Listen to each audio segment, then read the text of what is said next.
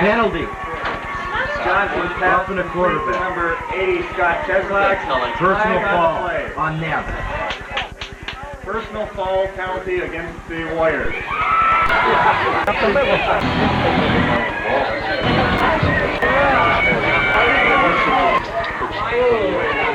You knew that was coming.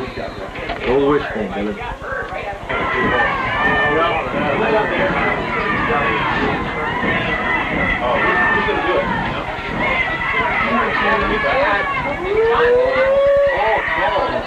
No interference.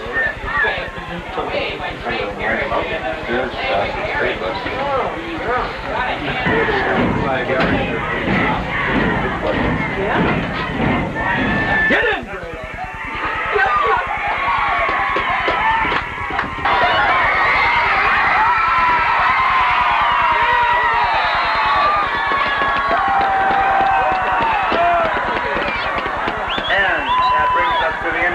Final score, Esko 16, World 0. The Eskimos will advance to the state semifinal next Friday at approximately 2:30 at the Metrodome.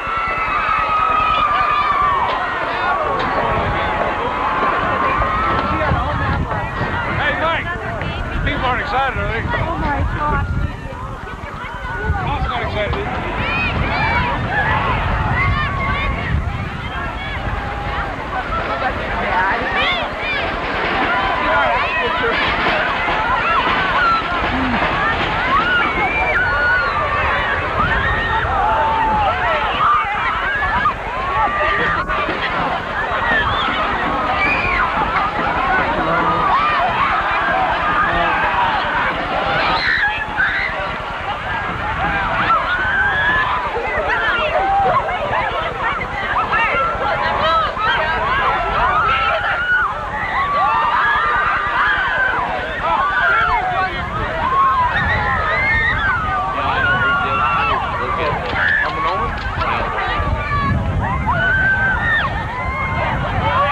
Towns around the area here. I figured it would happen sooner, but it'd be kind of nice if we could do it again. Actually, our first goal was to get back to the Metrodome, and now I thought this would be a good point to bring out the medal and show them that here's what you're really here for now. You got to the Dome. Let's go all the way. The Eskimos still have one more game to win Friday against St. Cloud Cathedral before they can advance to the Prep Bowl, but that doesn't mean they haven't fantasized about what it would be like to play for the championship. Oh, yeah, I've thought about it many times. Listen to music and stuff, you just kind of get pumped up for the game, and hopefully we can win it. One of the reasons for Esko's playoff success so far has been a smothering defense. Last Friday, they shut out Warroad 16-0 in the quarterfinals, thanks in part to this goal line stand in the first half. It seems no matter what their opponents come up with, the Eskimos find a way to stop it. One thing we made a change about 4 or 5 games ago is we started changing our defense according to what the opponent does and setting up to stop them. Beginning of the season, we ran some basic defenses and tried to cover the opponent through those defenses, but now we've adjusted to our opponents. Oh, they give us their tendencies, and we adjust our defense according to what the team does. If the team runs off tackle, we move our tackles outside, and we don't let them run off tackle. Our coaches do a wonderful job of just adjusting to the other team's offense. And while preparation accounts for a large measure of Esko's winning formula, pride also plays a factor. Eskimos football is built upon a winning tradition. The 1975 state champions remain an integral part of that tradition, and this year's squad wants to be the team that does it again. The kids, a lot of them haven't been around enough to remember that, but I was around then, and there's a lot of adults that were around, and they're talking to the kids, and the kids are playing for this year, but there's always that little inkling that remember 75 when we were down before. 1975, a long time ago. But you notice that they're practicing in the gymnasium. Is that what most of the teams up there have had to do? Absolutely. They're now all indoors because of the Snow Week Sculpture Contest. Students from the various high school classes built the snow sculptures over the weekend and kick off a week-long celebration. Every year the seniors build the igloo, and this year the principal wanted to get the whole school involved, so we decided to have a snow sculpture contest and kind of tie that in with the snow coronation. I like the igloo because that's the stars, the senior igloo. The week-long activity ends with the coronation of snow royalty at Friday's basketball game. Those of you who washed your car last week only to have the doors frozen shut, take heart.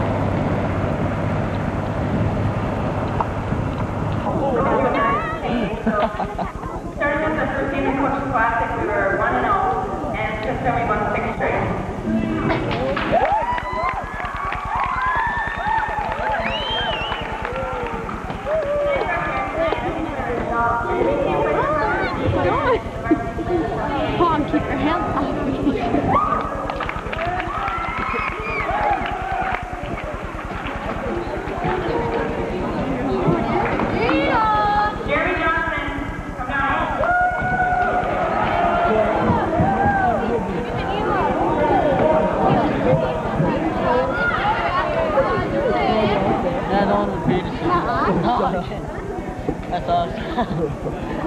Have you take a picture of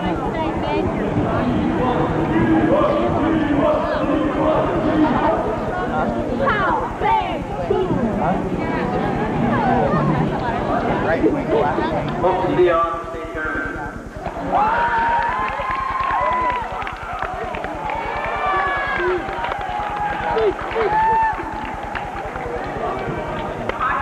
Enjoyed it, but the meeting so far. We hope their winning streak keeps going.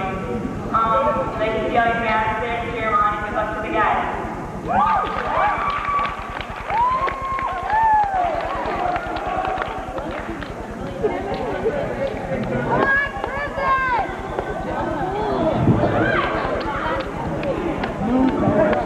Alright, the snow costumes look great. The 6th grade will judge them tomorrow and determine the winner.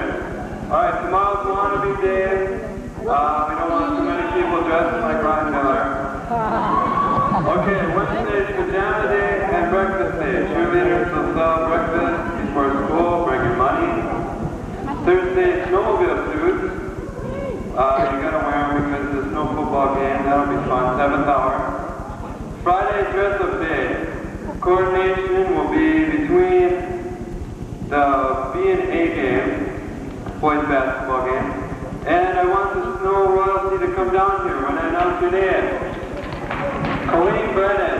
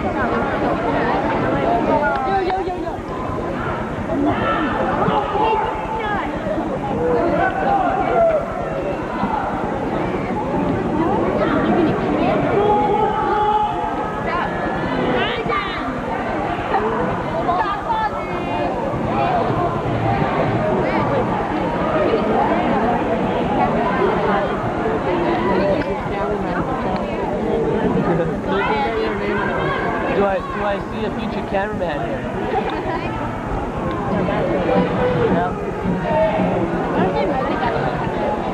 Guys, the first one to get there wins the prize. I'll be 11 here. Okay, the starters should get on their hands and knees, put the egg in front of them. I'll be 11 for you. No way. We have it. Okay. Ready? On your mark. Get set. Go.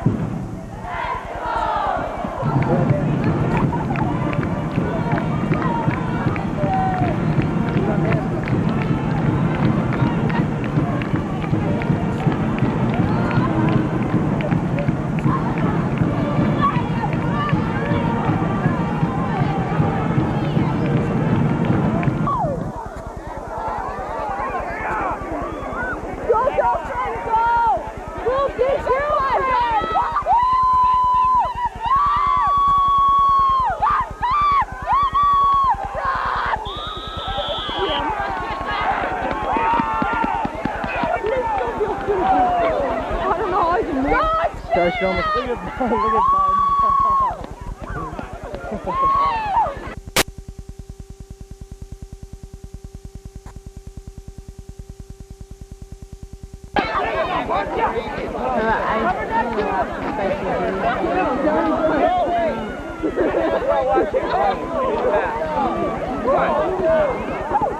Second down!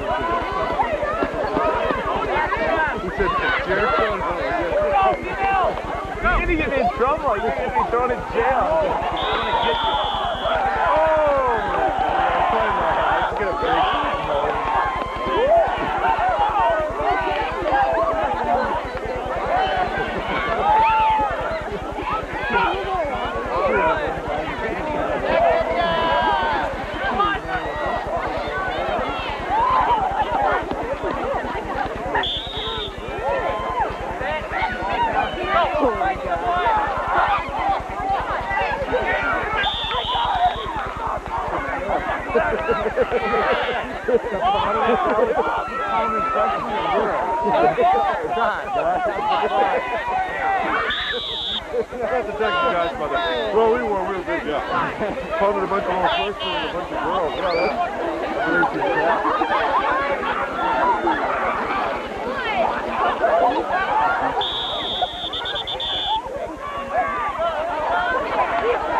very better in the game. No. Moving on, you know.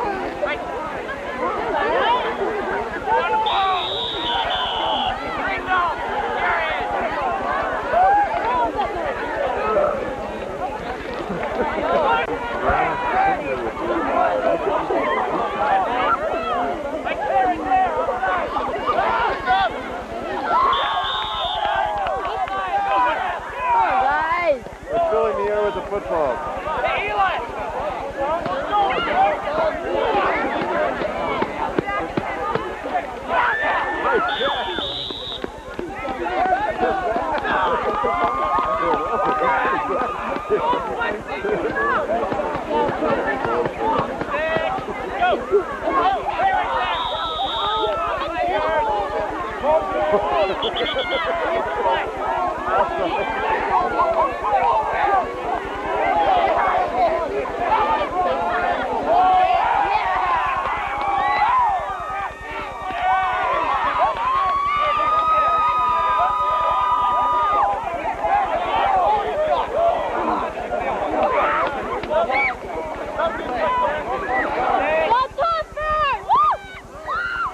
Out of the way!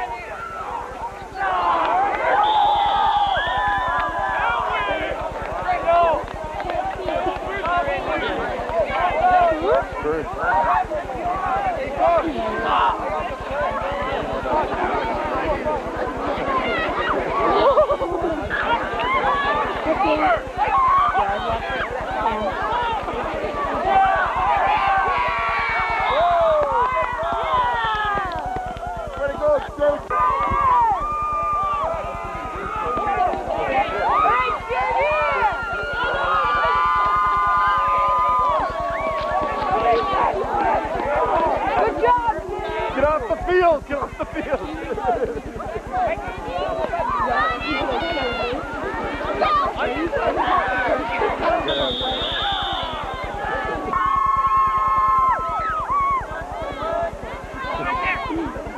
How can they keep you up there and take First down.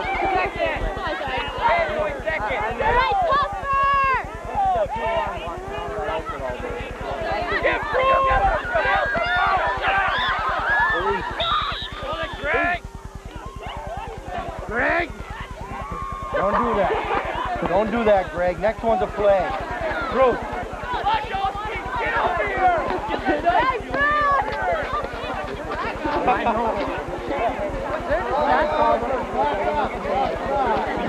You got too many people on the line. I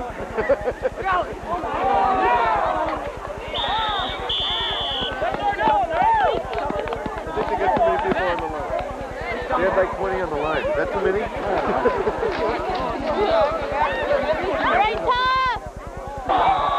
Nice catch, Josh.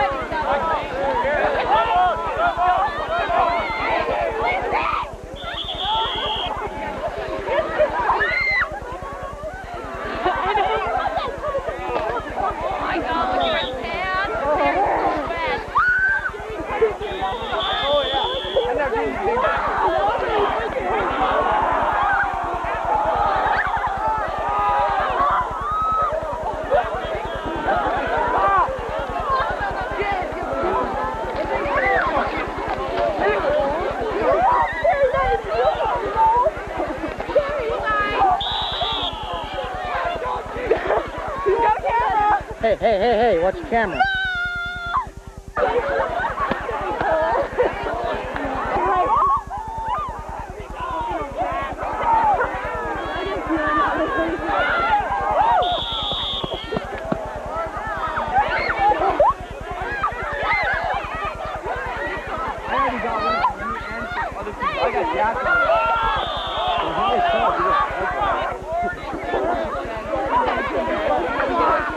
You see what happened?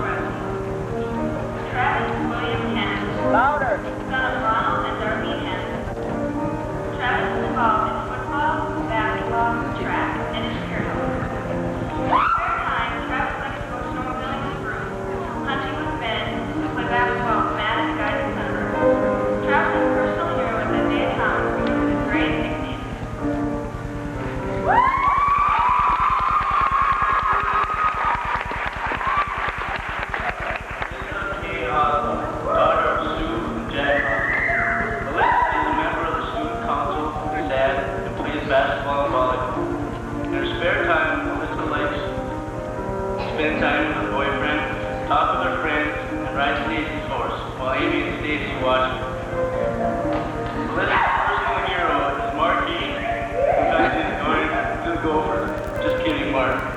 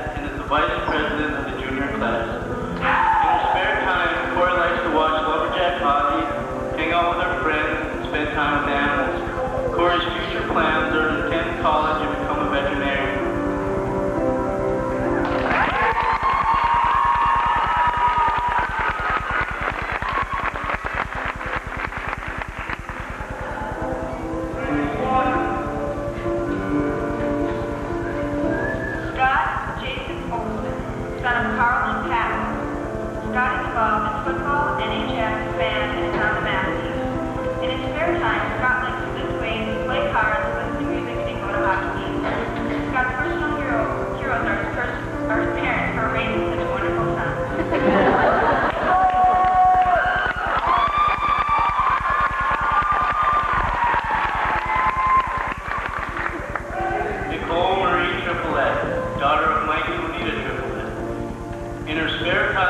Nicole enjoys spending time with her friends, snowmobiling and water skiing. Nicole's future plans include going to college and to become a marine biologist.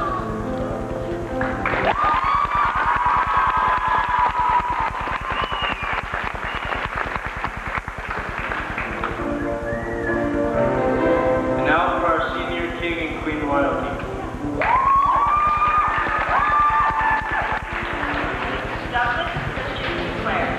Son of Sandy and Chick Sinclair. Doug is involved in football, NHS, and is a part of the yearbook and newspaper staff. In his spare time, Doug enjoys playing hockey and skiing.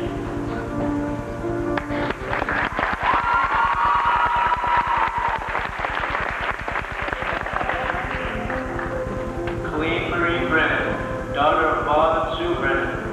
Colleen is involved in tennis, basketball, NHS, and is a worker in Bert's office. In her spare time, Colleen enjoys watching hockey and eating the buffet that Godfather's and Pizza Hut. Colleen's personal hero is her father because he knows it all, or so he thinks. Just kidding, Dad.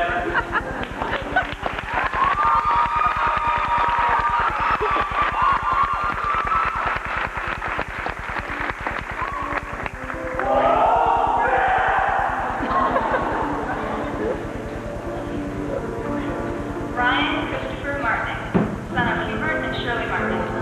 Ryan is involved in OJT, on-the-job training. In his spare time, Ryan enjoys driving Nate and Doug around in the Chrysler and watching movies over at Mindy's.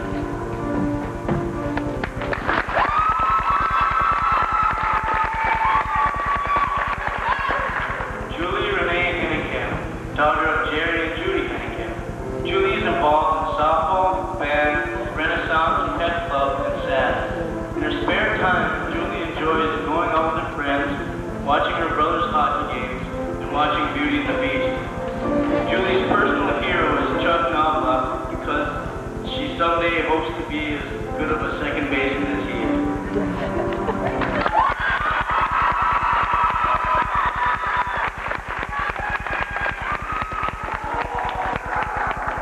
Peter Michael Ronson, son of Lloyd and Rose Ronson. Pete is involved in NHS, Renaissance, math team, and pep band. In his spare time, Pete enjoys coffee time at Perkins and sleeping. Pete's personal hero is his brother Mark because of his ability to make him laugh. His best joke would be leaving the house and finding his own place to stay.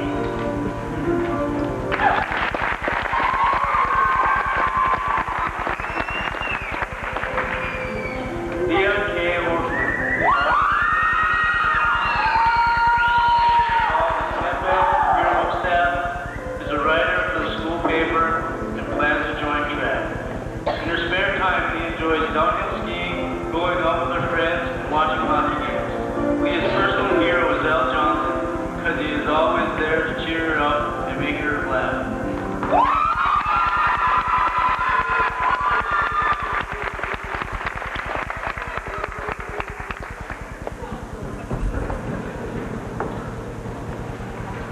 And now Todd Lane will crown our winners.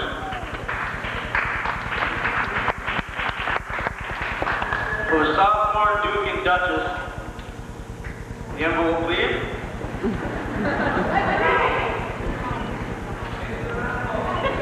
Alyssa Oswell and Travis Hanson.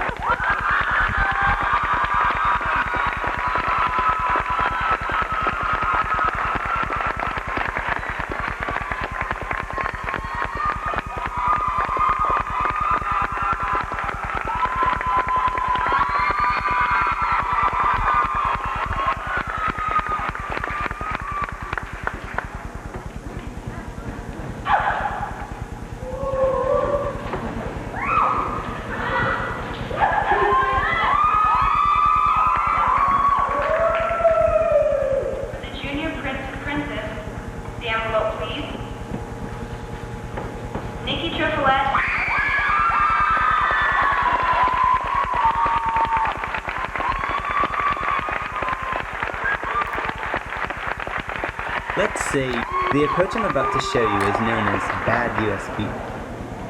This exploit is capable of doing pretty much anything that a person sitting in front of your computer can do. I'll be creating one of these devices using this cheap little Arduino Pro Micro. This is the code I'll be uploading to the Arduino, and the idea behind it is pretty simple.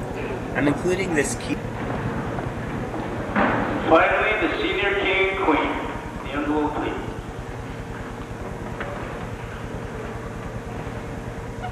Truly handicapped.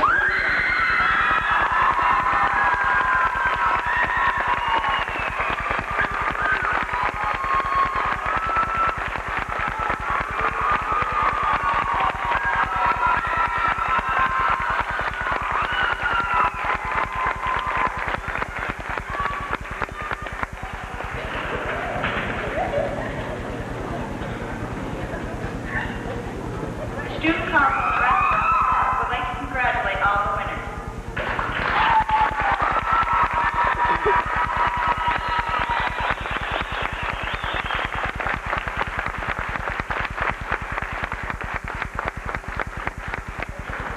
The Duke and Duchess attendants, please join the Duke and Duchess.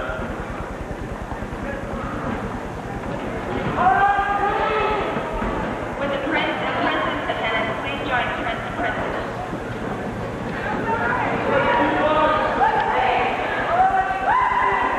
With the king and queen attendants, please join the king and queen.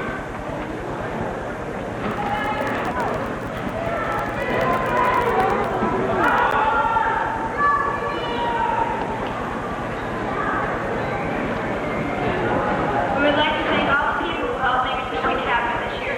We would also like to thank all of you for coming.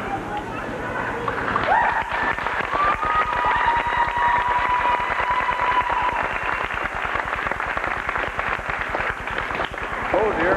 Go, go, go. Go, Wendy, go.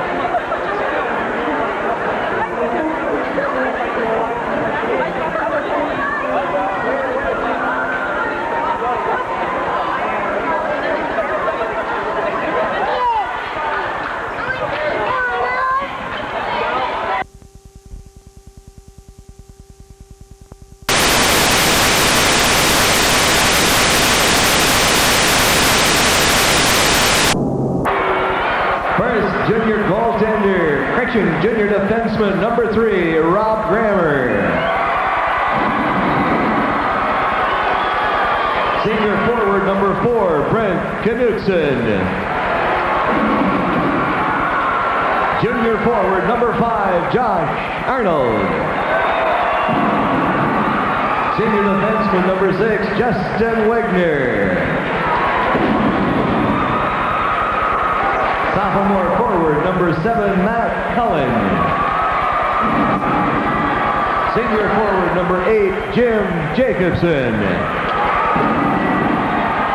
Senior defenseman number 10, Dan Frisch. Sophomore forward number 11, Scott Wymans. Junior forward number 12, Jason Redfield. Sophomore defenseman number 13, Joel Jameson.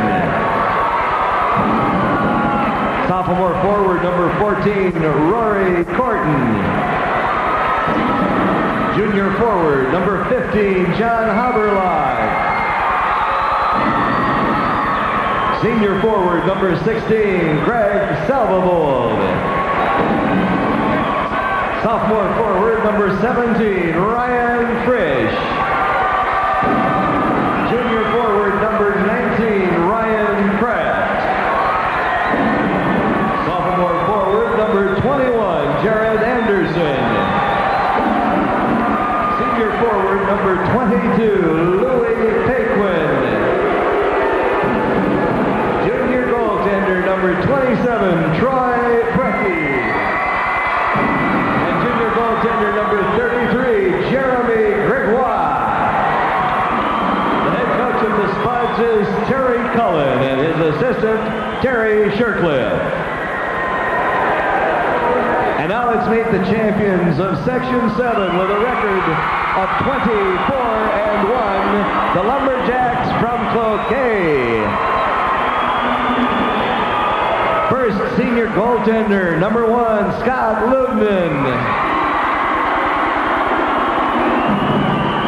Junior wing, number 2, Mark Keene.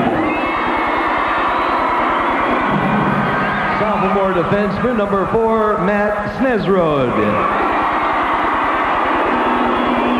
Junior forward and defenseman, number 5, Sean Putnam. Junior center, number 6, Ryan Winterquist. Senior defenseman, number 7, Rick Mrozek. Senior center, number 8, Dan Anderson. Junior defenseman, number 9, Jason Thomas. Senior wing, number 10, is Sergei Petrov. Junior wing, number 11, Jesse Crasweller. Junior defenseman, number 12, Kyle Young. Senior wing, number 13, Aaron Novak. Junior wing, number 14, Pete Papioni. Junior wing, number 15, Jim Bastine. Senior center, number 16, Jamie Langenbrunner. Junior center, number 17, Tori Carlson. Senior defenseman, Adam Dake. Senior center, number 19, Darren Blowert. Sophomore wing, number 21, Justin Morrison.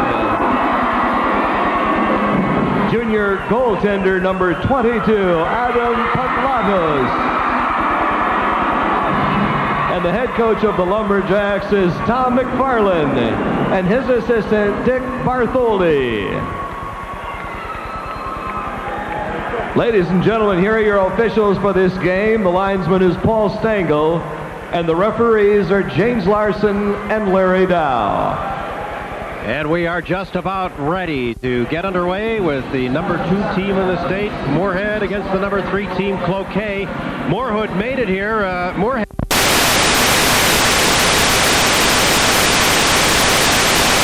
lost to Denfeld during the regular season. And that was the only loss this year that Cloquet had. When you look also at the record by Moorhead, they lost to Jefferson in the final of the Met Center Christmas tournament there by a score of 7-2. So we've got 2 teams who know the winning ways of this season, and both teams right now surrounding their goaltenders for those last-minute words of inspiration and perhaps some words of perspiration at the same time. But you can, it's fun to go down and watch these kids come in. They've got different haircuts. They've got their game haircuts, and they're excited. They come here with shirts and ties on. They look like guys, young kids I remember as juniors, the way we used to dress coming into important situations like this. 3 shutouts to his credit among the 7.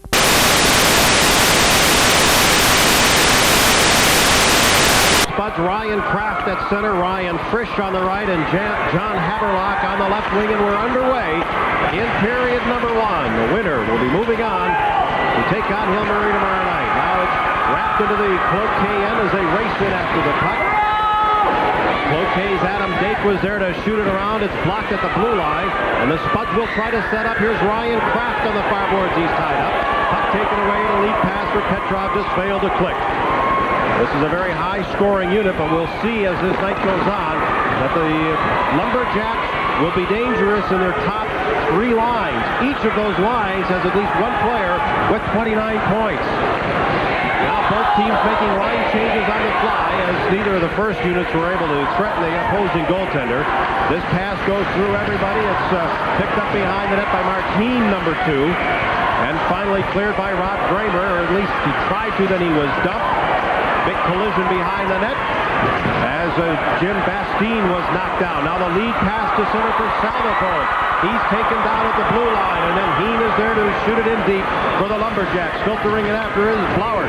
Flowers, number 19, lost control of the puck. Now battles for it in the corner with Rob Kramer. The Spuds gain control, nurse it up along the boards, get it to center. And a loose puck finally controlled by Josh Arnold, number 5, their captain, moving in, but then he lost control. And it's played out of the zone by Jim Bastine. From center ice, Kramer backhanding it in. He'll go off on a line change. Played deep in the Cloquet end. They shoot it around to the far boards. Krasweiler trying to get it out, ran into a crowd. Now it's played out of the zone by Jason Thomas.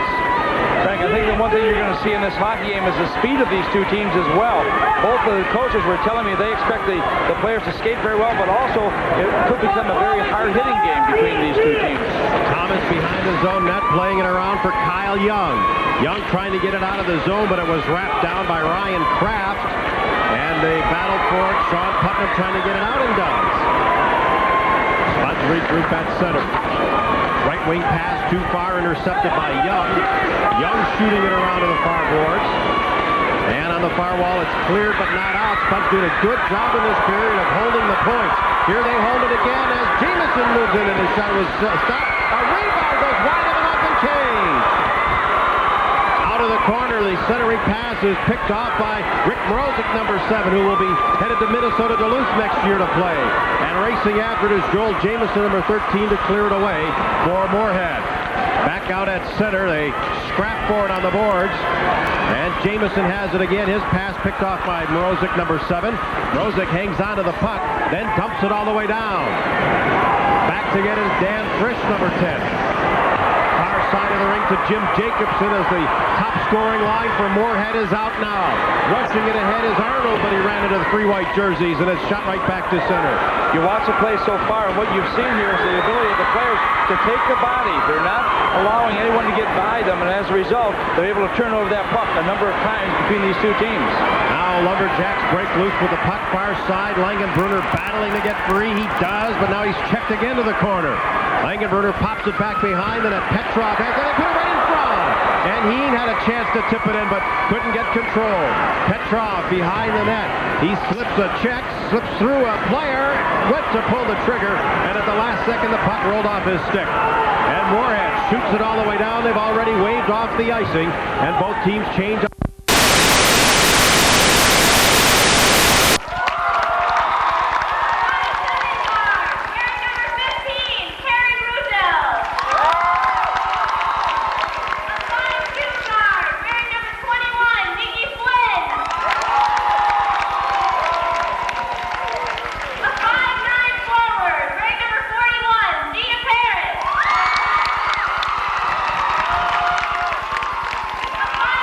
Center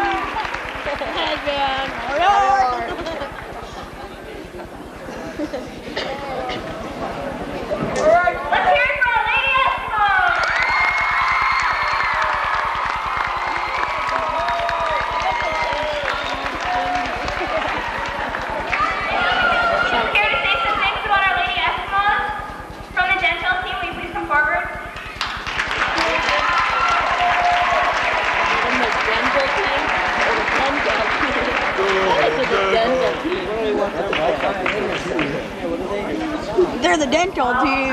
We just want to say good luck on behalf of the Deathville girls basketball team. Kick some down there.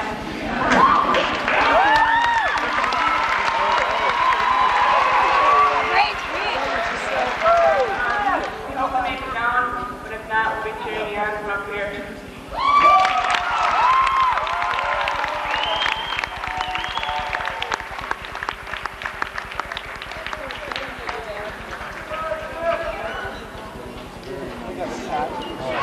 So nice. I know. It just warms my heart. Me too. Very caring of all. Lesbian followers. Calm down. Go down there. So fine. Sorry. Can I wave?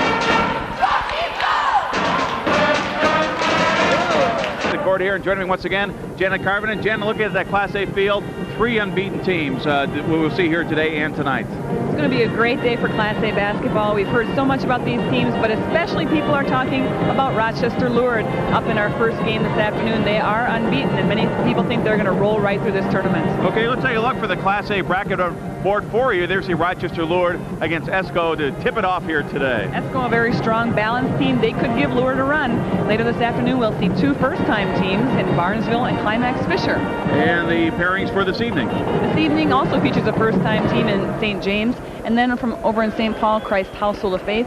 And then finishing up this evening should also be a very exciting game. New London Spicer has been the runner-up the last couple of years. They are undefeated, as is Thornton Jeffers. So I think we're going to have a great day of Class A. Well, we have regrouped to our afternoon announcing crew, and that means Jim Gillen is standing by. Gilly?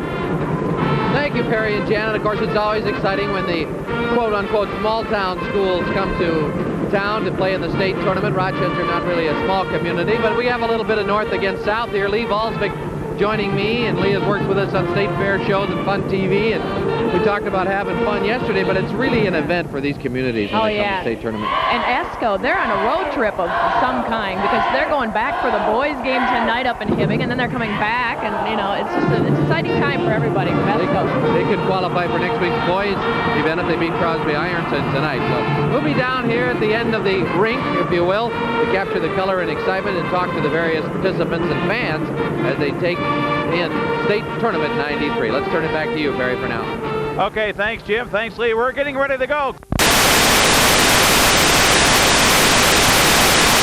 I'm Gary.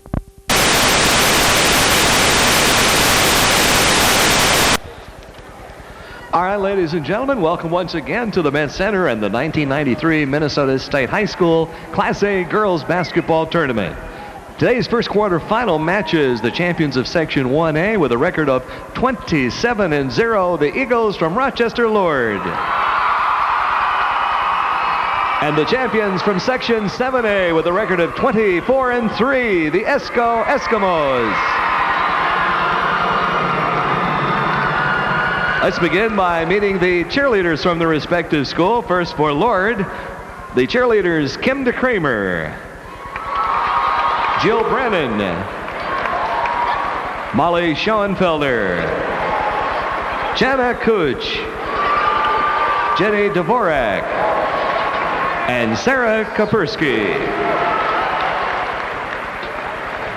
And now let's meet the Eskimo cheerleaders, Amy Pufall, Sean Comfort, Sarah Peterson, Kelly Bergstedt, Michelle Sather, Missy Waller, and mascot Crimson Rumkey. And now let's meet the Eagle Reserves. First 5'4" senior guard, number 11, Kim Hansen. 5'6" sophomore guard, number 13, Katie Shea. 5'8" senior forward, number 21, Heather Ott. 5'8" junior guard number 23, Beth Martin. 5'7" sophomore guard number 25, Kelly Schwanke. 5'8" sophomore guard number 33, Denise Cruzy. 5'9" sophomore forward number 41, Evelyn Malloy. 5'9" sophomore forward number 45, Danielle Bird. 6 foot sophomore center number 51, Missy Sheehan. 5'11" junior center number 53, Ann Pavelsic. And now let's meet the Esko reserves. First, 5'6" freshman guard number 11, Julie Ohms. 5'6" freshman guard number 15, Carrie Brugel. 5'2" freshman guard number 21, Nikki Flynn. 5'6" junior guard number 25, Brooke Davidson. 5'9" junior forward number 31, Aaron Kuklis. 5'8" junior forward number 33, Deanna Townsend. 5'9" freshman forward number 41, Gina Parrish. And 5'10" freshman forward number 44, Jen Ream.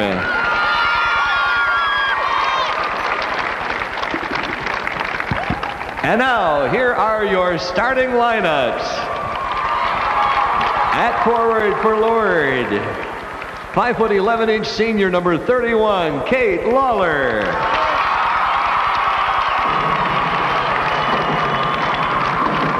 At forward for Esko, 5'9" senior number 35, Allison Hemela. At forward for the Eagles, 5'11" senior number 35, Missy Decker. For the Eskimos at forward, 5'9" senior number 43, Joellen Rango. At center for Lord, 6 foot junior number 43, Sarah Atkinson. At center for Esko, 5'11" sophomore number 51, Anna Townsend. At guard for the Eagles, 5'8" senior number 5, Leslie Whiting. At guard for the Eskimos, 5'5" senior number 53, Cindy Hammerland. At guard for Lords, 5'7" senior number 15, Marissa Gander. At guard for Esko, 5'5" senior number 55, Colleen Brennan. Lord head coach is Myron Glass. Esko head coach is Sue Johnson.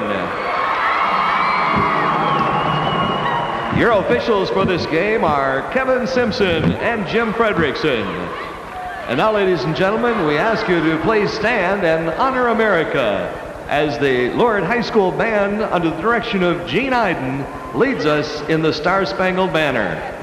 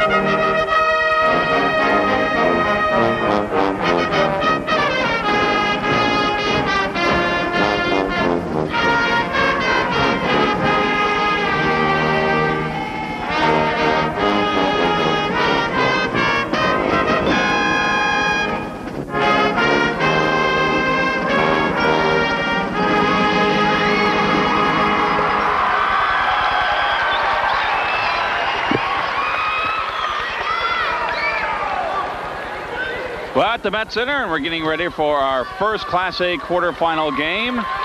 It will be the Esko Eskimos out of Region 7A in the Polar League Conference against the Rochester Lord Eagles out of the Region 1A and the Hiawatha Valley Conference. They are unbeaten at 27-0, and the Eskimos 24-3. A couple outstanding stars to keep track of here today, Janet.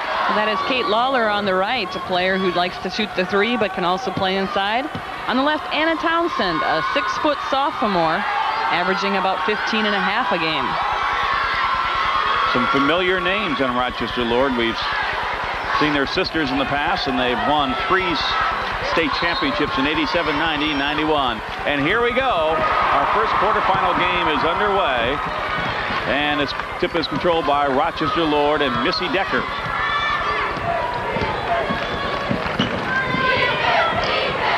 Sarah Atkinson. This is Whiting with the shot, and she drains it. So Rochester Lord on the board on the basket by Leslie Whiting, a 5'8" senior guard. Back come the Eskimos on the break. Controlled there and now taken away by Whiting. You know, Whiting is the only player on the Rochester Lord team that was actually playing and an active player when Lord won their last state championship. So for everyone else in this team, it's a whole new ball game. Here's Whiting again, and she hits it. That counts for 2. So her experience, perhaps, in this type of situation, evident early. She's made both her attempts, and it's a 4-0 lead for the Eagles.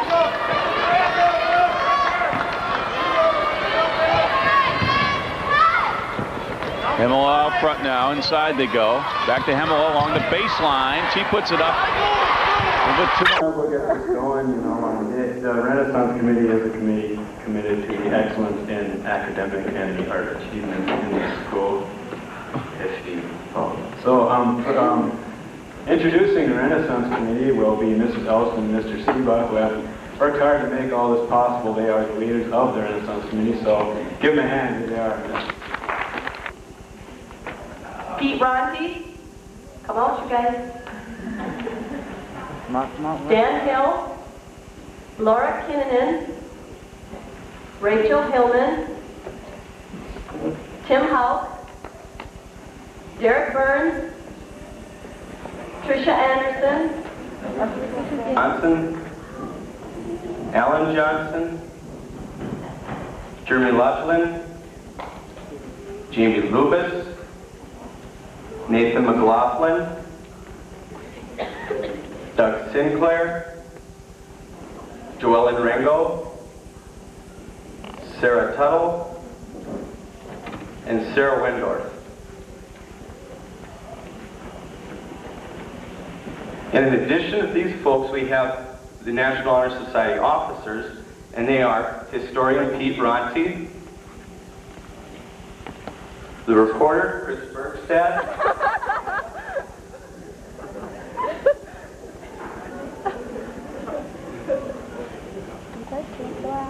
Treasurer Allison Hemela, Secretary Karen Elby, Vice President Diana Wolf,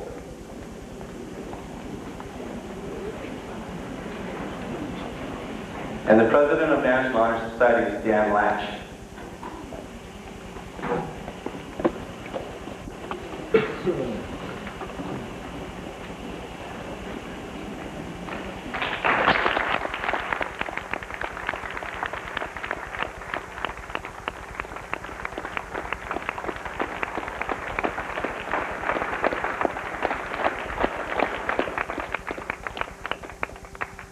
Thank you for your applause and what they do and who they are.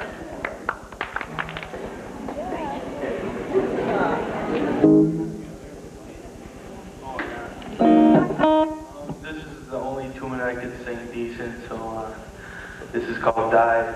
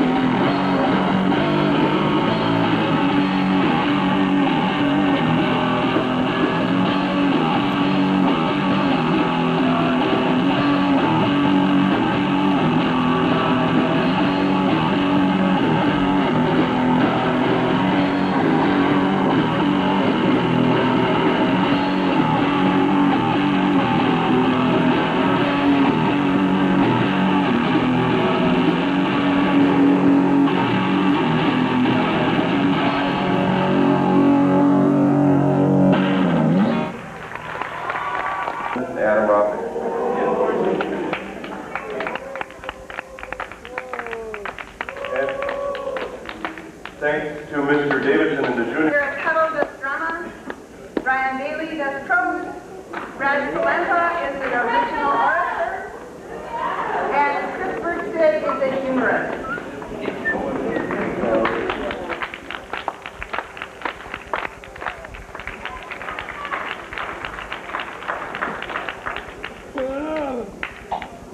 Tomorrow morning at 7 o'clock in the morning, we board a bus to go to Aiken for the subsection.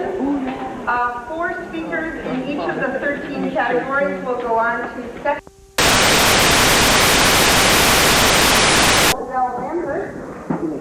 This play is a monologue. That is, Sarah is one character. When it was on Broadway, there was only one actor in the whole entire play.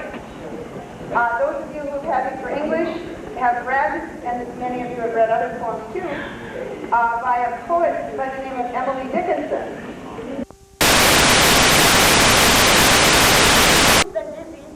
And you were in the war, weren't you? The Civil War, wasn't it? Oh, but now's the real purpose of your visit. I want to hear from your own lips what you've got planned for my poems. I have them all here. Here are the first 4, and then these are the later ones. I had them bound together. Oh, this one, I'll tell you how the sun rose. This is Sue's choice. Sue's my sister-in-law.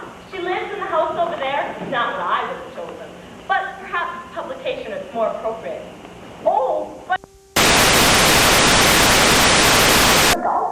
Or just a little sip. Dear Jane, you must never gulp it.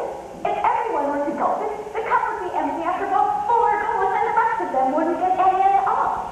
What you must do is tip. Tip gently. All of you must tip. Here, tip. You understand what I mean? Ladies, and the meeting broke up in complete disorder. Yes, the Reverend Lee was too nice and gentle a man for anyone to bear any deep malice towards him. There was something wrong somewhere, but none of them knew what it was. Then came his first Sunday morning service, a great occasion for the village, and a greater one for the vicar. The service turned out to be an amusing business because the vicar kept peppering us.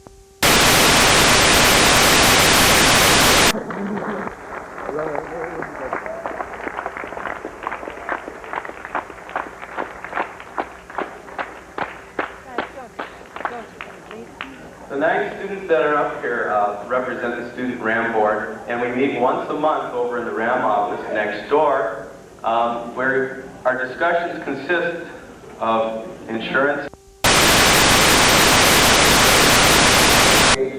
Presents pins and certificates to girls who have obtained a grade point average of 3.8 or higher over their 4 years of high school from 9th through 12th. So without...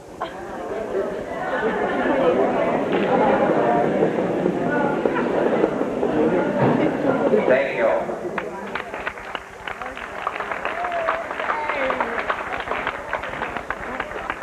You need to stand for a minute. We've been sitting for over an hour. Do you want to stand and stretch?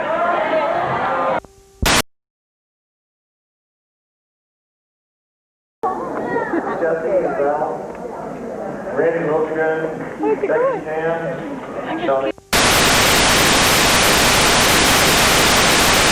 All right, it's been a long morning. I'm going to try and move it as fast as I can. I think we can get everybody organized here. But I want to give There's no man. banner hold this man. I've seen the March, crowd. I believe 11.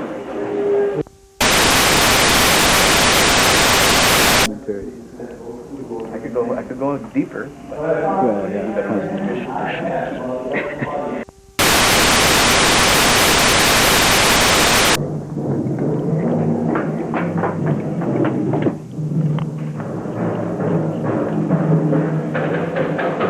The Torture Hill Hall, Esko High.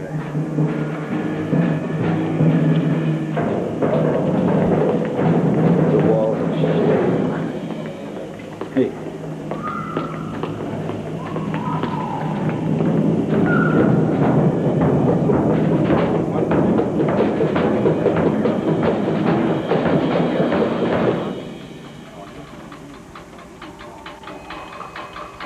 Look at him go.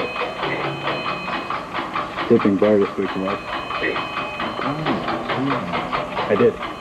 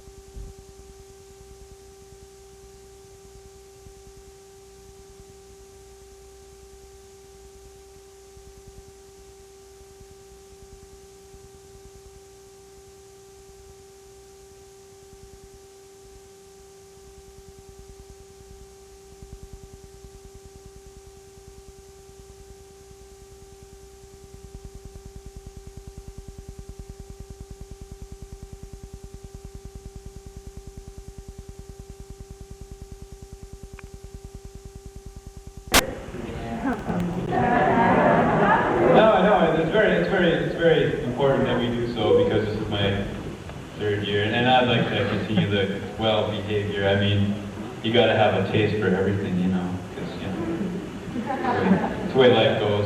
Otherwise, you'll be a Republican. Dave McLaughlin's out there cringing somewhere. Okay, just keep everything pretty positive and on the up and up, you know, and you'll all get a big hug from me. Where do they hold the annual rock collecting convention?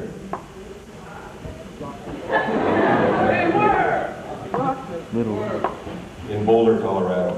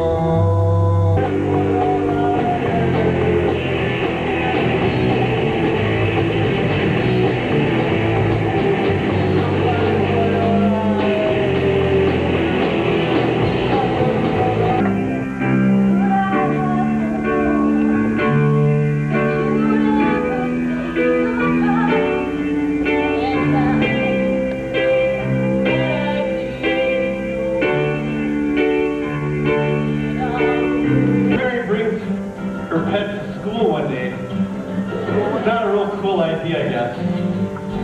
You can't have a lamb in school. This is against the rules. So Mary gets in a little bit of trouble.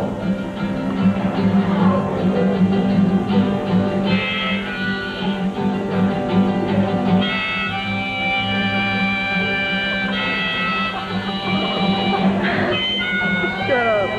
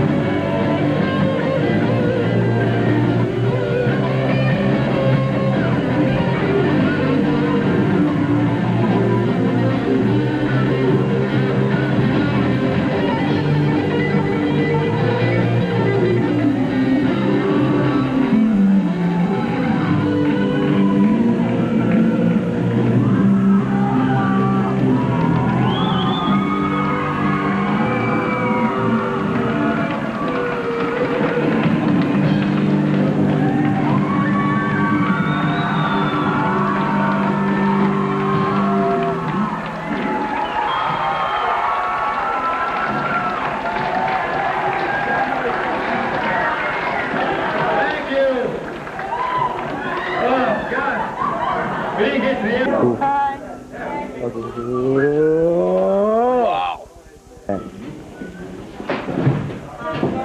Those are the two. Well, at least you're looking at my... What are you looking at, man? Still looking, man. Remember those boxers? Library. What? Senior highlight tape. Oh. You just missed Stacy dancing. Mitch, you really did right. Rolls. Just cake rolls. Yeah. Hey, George. You're not beating logs.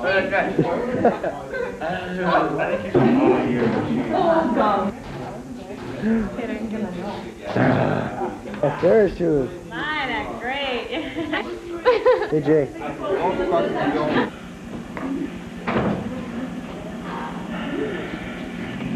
I can look at that stand.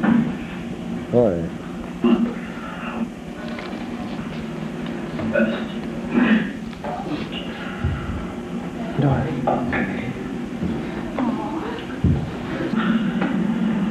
I guess I realized I'm just perplexed.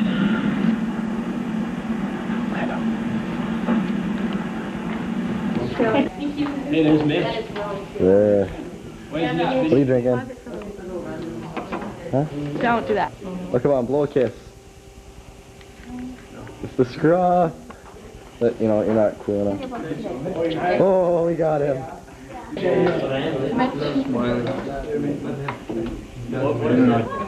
have Jake's pictures. You can zoom in on Jake.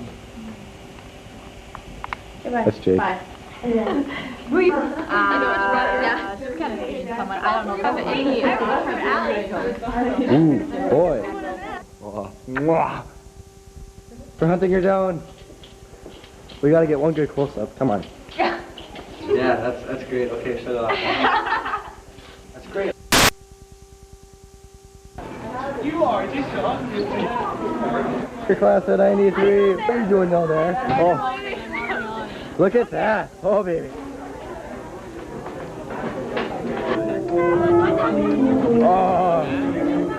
Oh, Peter. She's birthday. Sarah Hepkowski is trying to decorate my locker, and she didn't want me to be here.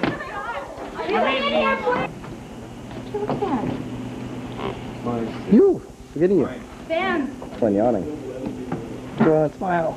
No, there's nothing to smile about. Another one of those stinking apples. What? You and those stupid apples, man. Not apple, it's sandwich.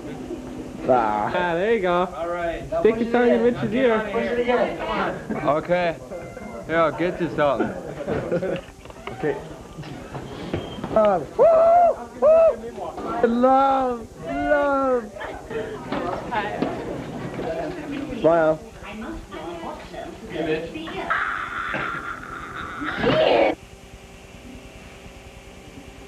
I hope you enjoyed this highlight tape.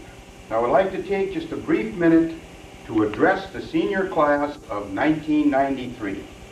There will be many times in your life when you will face what may seem like insurmountable odds and you sense defeat. At these times, remember what you learned from Shakespeare's Macbeth. Rise to the challenge and attack. Say to yourself, lay on Macduff, and damned be he who first cries, hold enough. This battle cry in attitude, and you will be a winner.